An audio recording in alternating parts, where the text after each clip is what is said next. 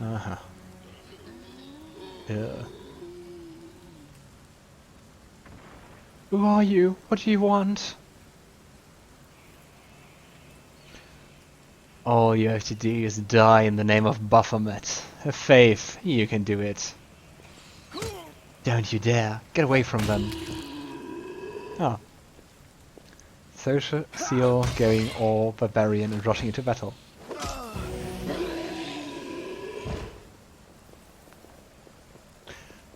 Ah, true, I completely forgot they could do that. This is the end of your blasphemous magic. I won't let you harm the living or the dead anymore. Do you think I need your permission? Hey you, bonebags, stand up and kill.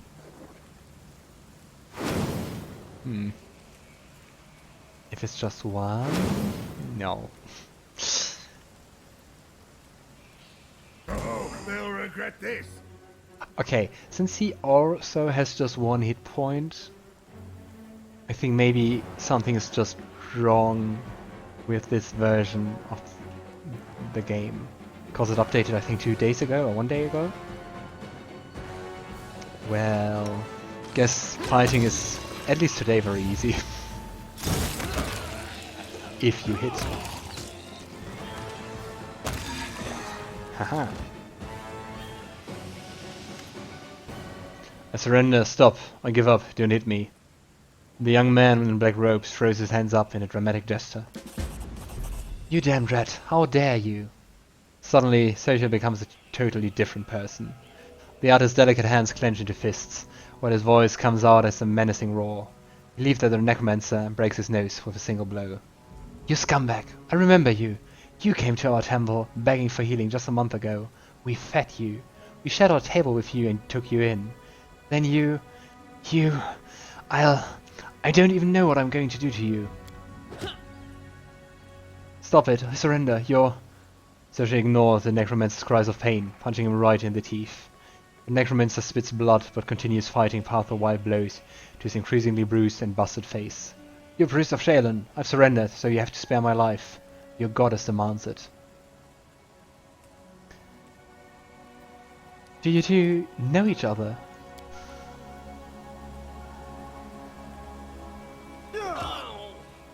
We do. That's Ned here, a tailor's apprentice from Kenabres. We healed him after he was mauled by a dog, then he became a frequent visitor to our temple. He listened attentively to our sermons, studied the goddess' teaching, and praised our arts. Sosiel grits his teeth. Were you lying to our faces the whole time? When we took you in? When you sat at our table? When we broke bread with you? Were you planning to stab us on the back even then? The whole time. Now you understand part of it. Let's dig into the rest. The cultist curved his bloody lip into an evil sneer. I was hoping to lure you to our side. It wouldn't have been hard. We are everywhere, even inside you. That sounds wrong. I think you know it too. You're not like all those pious devotees. You pretended to be, and maybe you fooled yourself, but we both see who you really are. You have the same demonic rage inside you. It's a pity I've never had time to kindle it into a devouring flame, but sometimes you have to resort to a backup plan. Having you die at the hands of your dead friends was such a good idea. It's a pity it didn't work. Shut up. Sosiel swings his fist but stops in midair. His clenched fists tremble as he stares at the cultist with an expression of pure hatred. You want to kill me right now, don't you? But you can't. You're a good boy, Sosiel, so loyal to your goddess. You have to let me go or commit a sin, so I win either way. Witness the genius of our Lord Baphomet. Is that true? Your religion doesn't allow you to kill him. Yes, the Eternal Rose is known for her grace. She teaches us to show mercy to anyone who asks for it. It's one thing to slay an enemy in battle, but a captive? We must try to save their soul, to show them the beauty of the world, persuade them to abandon the path of evil. It's difficult, but the world is better for it. I'm just repeating your own sermons back at you. Come on, Sosiel, try to make me repent my sins. Perhaps your kind words will make me abandon Baphomet's teachings, run to Shelyn for redemption, and start knitting some masterpiece of my own. The cultist smirks impudently.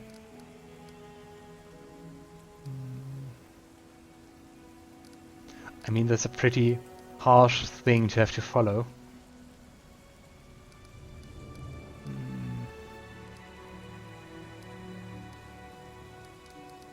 Can't I just kill him? Do you really believe that even this scum deserves a chance at redemption? I don't know. May Shelyn forgive me, but I've never had struggle with this burden before. He looks at the cultist with visible disgust. I had no time to try healing the souls of villains. I was always preoccupied with healing the bodies of those hurt by them. The cleric looks at the sky. Forgive me, Eternal Rose. You teach us to be merciful to our enemies and to love them, but I am too weak, I am afraid. Grant me absolution from the sin, for this kind of love is beyond me.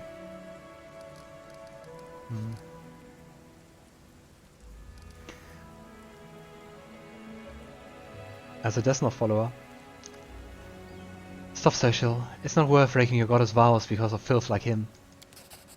Sosiel looks at battered necromancer's face, then at his bloodied hands in disgust. He slowly lowers and unclenches his fists. Thank you for stopping me. I almost broke my vows because of this. I had absolutely no idea there was so much rage in me. It's a shame, a disgrace, but I must admit that I enjoyed beating him. Forgive me for letting you see me like this. It should never have happened. Sosiel wipes the necromancer's blood off his knuckles and steps away from him. You are the commander, and he's your captive. It's up to you to decide his fate. I surrender. I take everything. Here, take everything I've got, just don't kill me. The cultist turns out his pockets. So, what do you think I should do to him? Sosiel stares at the cultist, then through clenched teeth utters, I've no right to decide whether he should live or die. You are in charge here. We could also get him to kill him, or at least try to.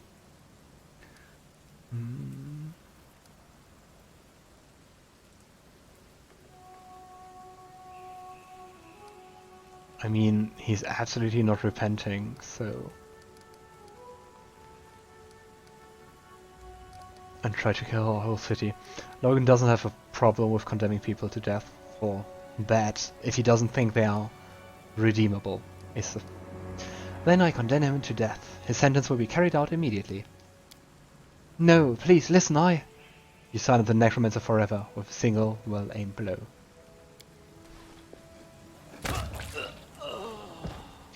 Regill bows his head. May the goddess forgive him, for I will not. He looks at you. Thank you for taking the sin upon yourself. No. Regill examines the devastated graveyard, then diverts his attention to the terrified townspeople. It's alright, you're safe now. We should bury the bodies again. This is a place of peace, and we must not leave it desecrated like this. The townsfolk are clearly terrified of even looking at the fallen undead, but Soshiel's soft words reassure them. If they work together, the graveyard soon regains its tranquil appearance. After a prayer, Sosiel bows his head before the graves of his friends for the last time. May the Eternal Rose grant them peace at last. Let's be on our way. We have many more innocents to protect from the horrors of this war. We'll win this, one way or the other. Right, let's just have a short look around. If we can see or find anything. Beautiful. But I don't think so.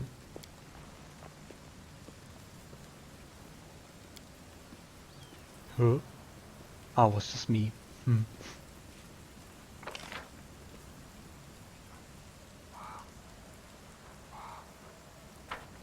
Walking. Why are you all so slow? Should I? Alright.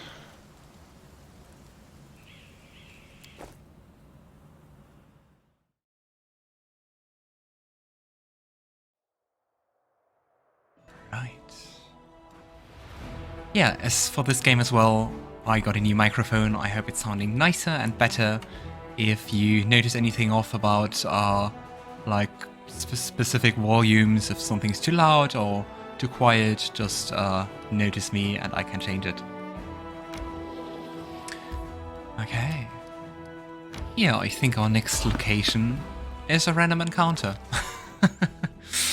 Never plan ahead. Magical anomalies are common in the world of Golarion, so common that the use of the word anomaly itself is questionable. A regular city dweller will encounter a chaotic manifestation of supernatural power at least once in their lifetime. One might naturally assume that the strange sky, the ghostly fire from rifts in the ground, the rain of eyeballs, or that the Worldwound is known for, should find some purchase in the mortal mind. But even the most worldly of travelers feel uneasy at its borders. Why? Perhaps instinctively they understand that this place is not merely a magical wasteland, but a wound, an ulcer, through which the world itself bleeds into the abyss. The commander and his army walk up the high bank of the West Selen River, where it draws near the border of the Worldwound. The soldiers' feet halt unbidden. On the other bank rises a series of cliffs, too regular in shape to have been formed by wind or water. The sky hangs over their sharp edges and sickening bends, the shade of mercury on the horizon rising to dirty rust. As it arcs above the soldiers' heads, it regains its familiar azure hue. Really nice artwork as usual. A whisper sweeps through the ranks and soon turns into a grumble. The commander gives a signal to wait and climbs to the highest point along the bank. There he decides to. Yeah, before we decide, let's just look around. There's a strange movement in the sky. Black cloud twists into funnels and turn a sickly yellow. The brooding storm is on one side of the river ahead of the army. Avoiding this strange phenomenon will be hardly possible. The commander decides to. Yeah, just like in real life, I prefer using my words instead of my muscles. The commander decides to address the soldiers and boost their morale. And we succeeded. Establishing rapport with the troops is yet another battle that the leader must face. Through the subtle alchemy of words, one can win trust and raise morale, or lose faith and authority. Addressing the army on the border of the Worldwound, the commander seeks to establish himself as a military leader on this new battleground. And his efforts prove fruitful. The soldiers listen dutifully, smiles appearing on their faces. Someone in the ranks jokes that the demons are growing tired of waiting for them. The army keeps moving. Lines of soldiers step warily beneath the shroud of low black clouds. It's like the Worldwound has reached out a finger into the lands of Mendef. The gesture seems eerily harmless. But then the clouds come to life, shooting out howling tornadoes one after another. The tornadoes come from all sides, from ahead, behind, and right above the soldiers' heads. The power of the elements on one side of the scales, the soldiers' faith and inspiration on the other. It's plain to see which is greater. The determined army runs the gauntlet of tornadoes. The struggle lasts over half an hour, but the army's only losses are a few bags of supplies and dozen heads whipped off into the sky. After stopping to catch their breath, the soldiers continue on. Their first encounter with the Worldwound has ended in their favor. Yay, and we gain morale. I wonder if this person's supposed to be us. Not that similar, but still nice. Alright, so yeah, I think now we are entering the actual lands of the Worldwound. I guess Kenabres was kind of too far outside to be affected of it too much. So let's have a look. But before just traveling a bit more, let's have a look at the world. This will be quite huge, honestly. Ooh, there's a location called Petrified Library. I want to go there. The Lake Lost to the Sun. Ah, there's Dresden, our goal for this chapter. And yeah, it seems to be quite a huge world. Really excited to see everything it has to offer. And yeah, I think I always should keep in mind to move my Crusader army and also fight battles with them. But yeah, let's look at the Houndheart campsite. For that we need Seelah. So, yeah, you have two options actually. You can either just travel back and change your team composition there, or you can just go here and let it do automatically. But yeah, time is still passing, unfortunately. Who to leave behind? Nenio. I'm sorry.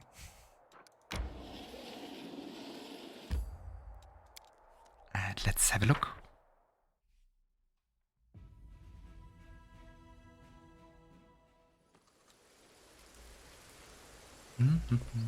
I still really like his wings. It looks really cool. And they now seem to be quite permanent. Nice. Beautiful. Can't hide this from my eyes. Yay, loot. Who needs to walk when you can just slide? We're finally here. Ellen and Curl must be around somewhere here. And Jana too, if they gave her permission to leave.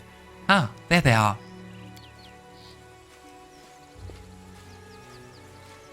Yeah, there are so many voices in this game. I will definitely not sound, especially for the NPCs, all the time the same. Greetings, Seelah. And greetings to you, Knight Commander.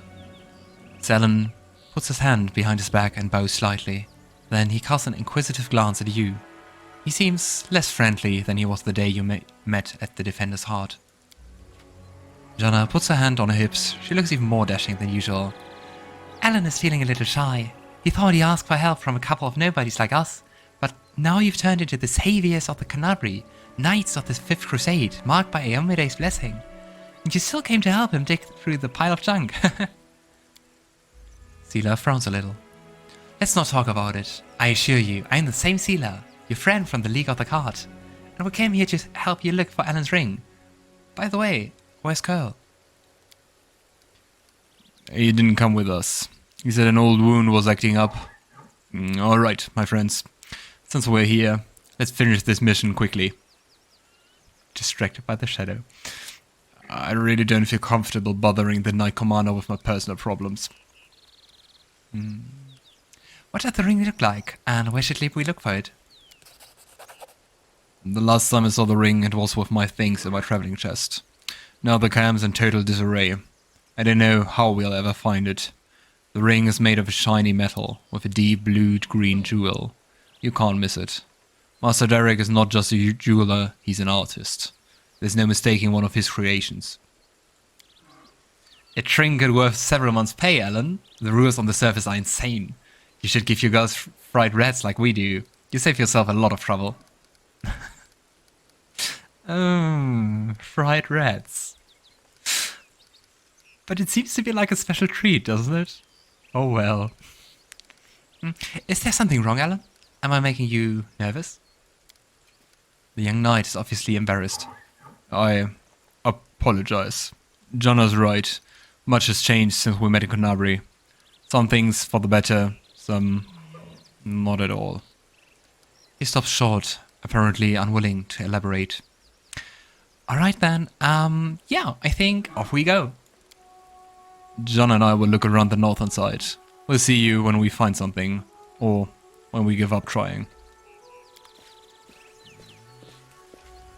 He seems to be way less upbeat. One way or the other. Is that I hope he didn't, like, lose anyone, I feel like the chosen one. but it kinda sounds like that.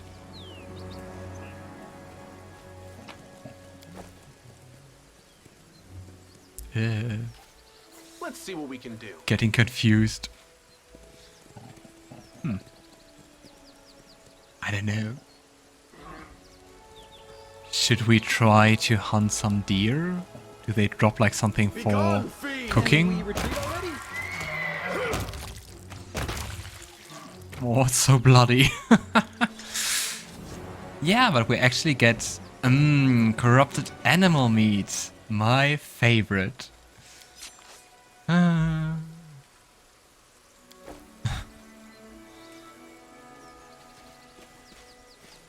I don't think we can eat corrupted food.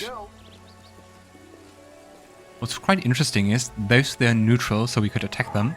This deer here is friendly, so we can't. Torn flag of the Hound Hearts, a small but noble order of crusaders. I can handle it. Let's see what kind of loot they left behind. Melted shard of a ring. This item bears a trace of lost power. It seems you found a shard of a destroyed artifact. If you find all of the fragments, an artisan with enough skill could restore it for you. Can't make the demons wait. It doesn't seem to be connected to wood. Ah, there was a quasar inside the chest. A small quasar demon emerges from the chest. It looks at you angrily, screwing up its ugly little face. It is holding a shiny object in its paws, a sparkling silver ring with large blue-green jewel. It's mine, it's mine. Ellen, look! Look at that creepy thing. What's it holding? I've seen one of these before. These small demons like to tease and bully, but it'll be bold if it senses any real threat. Let's surround it and attack it all together, before it can figure out what's happening.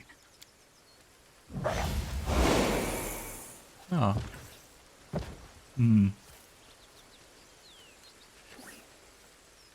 Mine. The quasar throws his paws in the air and splashes you with a beam of color. I guess that was color spray. You hear insolent giggling. The demon is jumping up and down, throwing the ring into the air and catching it. Mine, mine, mine.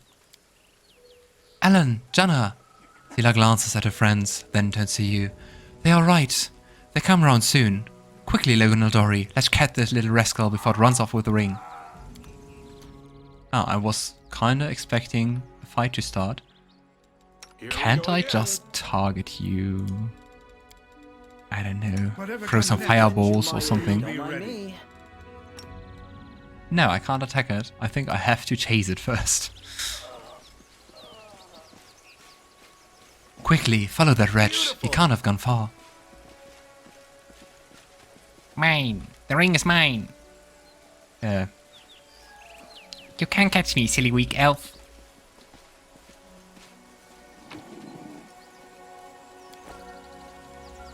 Come and get me. You're too slow. It's fun to play. Bit like a small hey. Give me the ring, you scoundrel. Oh, and I think there's Curl, hidden beneath the wing. Yeah. Before Alan manages to get to the quizit, Halfling Curl appears right next to it, quite out of nowhere. He snatches the ring from the demon's paws. You mustn't get it. Curl, what are you? What is he doing? I can't see.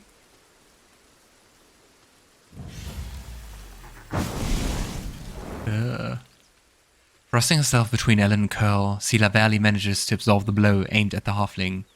Ellen, stop! Have you gone mad? He's using a summon spell. Why did you stop? Here comes trouble. And he vanished in fire. No, Ellen, Seelah, help! Damn it, I didn't sign up for this. Get ready now, we're now on our own. Yeah, I guess that's not the perfect behavior of a Crusader soldier. Just die already. But I mean, Curl was one of the good guys, I think. Alan, what are you doing? You nearly cut down Curl. Without a second thought, without trial, without even knowing if he was responsible for all of this, he might be a victim himself. What am I doing? He lured us into a trap. Curl was the only one who knew we were going. He knew we thought there wouldn't be anyone in the camp besides some small harmless demons, so he set up a trap. I wouldn't be surprised if his demon masters had him targeting the commander from the start. Talk about believing in the redemption of scoundrels. Alan scoffs. We barely know anything about what happened. Curl is a good lad. He's not a spy or murderer. Maybe they threatened him, tricked him, or even bewitched him with demon magic. And now we'll never know because you let him escape. Better to let a thief escape than cut down an innocent. Ellen, think. Seelah was defending someone she thought was her friend, and she stopped you from doing something you might regret. I don't need a shepherd to light my path and save me from my regrets. Can you say the same, Seelah? Or you, Commander? You clearly have something to say. Go ahead then. Spit it out. Seelah, I didn't want to say this, but I think of you as my friend, so I'm going to warn you. And what happened at the Grey Garrison, you're in serious danger. And maybe not just you. Hi, Topson. You might like to ignore military hierarchy and the rules of knightly orders, but there's wisdom in them that has stood the test of time. A soldier rises from a private to an officer, a knight begins as a squire. Even my iomedae's paladins gain their abilities gradually, but not with you and the commander.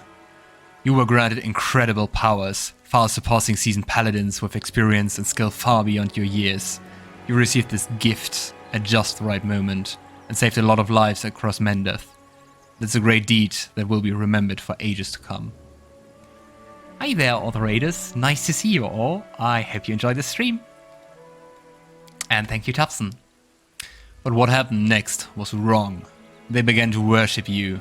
The Queen gave you such vast power, all while you sidestepped everything. Training, experience, hardship. This is not the first time Her Majesty has behaved rashly, and how much good had this brought Mendeth? I'm frightened by what I see. Especially by the way that you, Seelah, trust people so easily and leap into adventures without looking. One day, you'll lower your sword when you should have driven the blade home. Just like thousands of bright-eyed youngsters will after you. Alan pauses, as if reluctant to continue, then looks you in the eye. I wanted to tell you the same thing, Commander. Yeah, what a nice dude. I mean, we're just helping him. I mean, I would agree that was quite rash of the Queen to put us as the head of the whole crusade. That may be a bit impulsive. Hi there, Coridius. But still, I mean, we tried to help him here and... what the heck? So, if I understand correctly, I'm an incompetent leader who never earned my position. And looks right at you with clear blue eyes. Bear me no grudge, Commander. I'm not so ungrateful as to forget what you did for Kenabres and how you agreed to help me. I said to Seelah, and I say it again, this wasn't a reproach, but a warning. The power you'd been given, it may be your undoing, and the undoing of all the Crusaders along with you. Don't be afraid of what's new and unknown. We just need to bear in mind our responsibilities. Whatever was given to us, we can use it for good. In any case, forgive me for wasting your time and subjecting you to danger here. Now, at least we know that Curl is a traitor, and Janna is a coward who ready to abandon her friends when the going gets rough.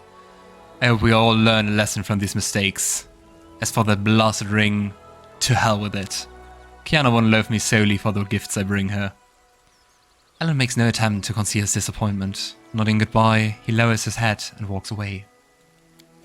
Thanks for the follow. Seelah watches as he leaves. Her expressive eyes are filled with sadness. Everything became very complicated all of a sudden. Please, Logan Aldori, let's go back. And I'd like to talk to you about it later. I've a lot to think about. Yeah, I think this mission didn't turn out like we hoped it would at all. No ring, some demon fights, and kinda feels like their group broke up, even if they, I think especially Alan and Seelah have known each other for quite a while.